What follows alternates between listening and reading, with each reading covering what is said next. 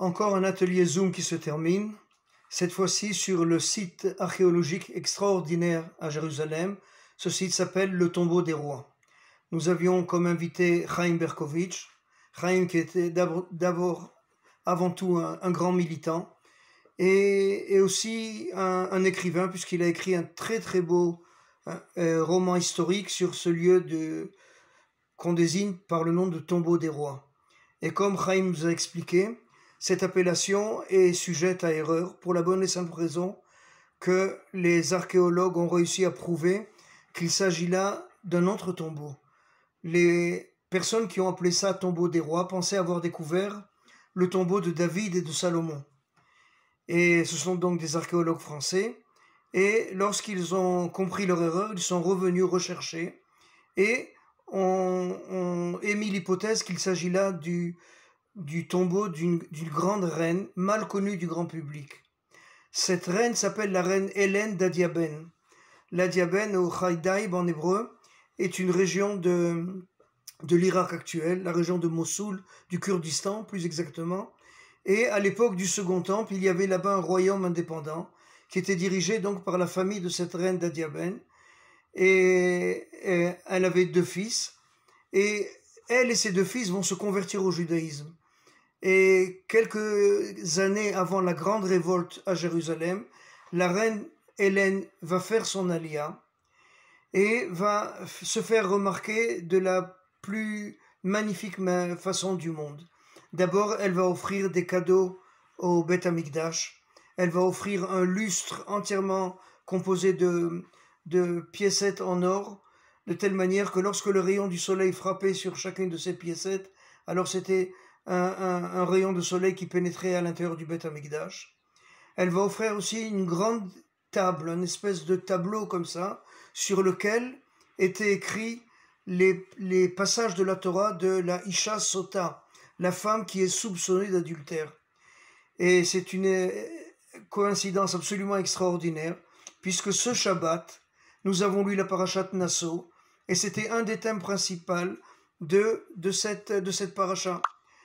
Et donc le tombeau de la reine Hélène est un site archéologique absolument extraordinaire. Le visiteur a l'impression de rentrer dans un film de Indiana Jones. Quelque chose qui a été taillé dans la pierre, la pierre dure, dans le grès de Jérusalem, des marches d'escalier très très larges qui vous donnent un accès à un bain rituel, à un mikvé. Ce mikvé a 2 marches d'escalier, une quand on rentre pour se tremper, donc on est impur, et une deuxième marche pour ne pas revenir sur le chemin de l'impureté, une deuxième marche d'escalier pour vous faire sortir. Ce mikvé est alimenté par les pluies. Nous avons détaillé exactement la rigole qui a été gravée sur les parois du monument pour pouvoir se remplir d'eau et venir remplir le mikvé. Et nous avons parlé de la caverne en elle-même, avec des décorations, des bas-reliefs qui représentent de la nourriture, des fruits. Et ça nous rappelle aussi que cette reine Hélène est venue en Israël à une époque de famine et elle a investi pratiquement toute sa fortune pour nourrir la population de Jérusalem.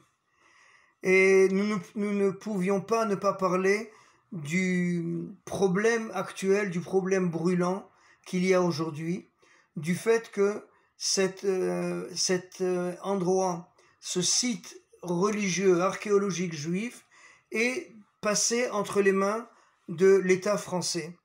Et ces 20 dernières années, le consulat français se comporte de manière tout à fait odieuse avec les Juifs.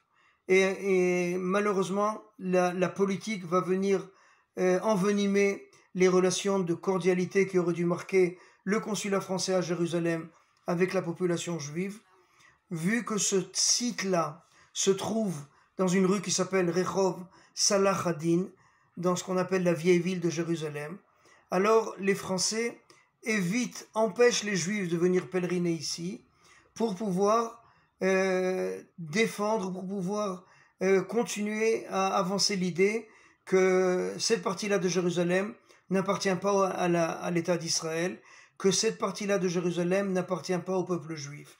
Cette position est tout à fait scandaleuse, et d'un point de vue juridique, et surtout d'un point de vue moral, pour une nation qui est prête à s'auto-flageller pour son passé colonial. Aujourd'hui, la France se comporte de la manière la plus colonialiste, la plus violente possible vis-à-vis du peuple juif, en lui privant d'accès de ce site qui est un site religieux, qui est un site archéologique, qui est un site national juif.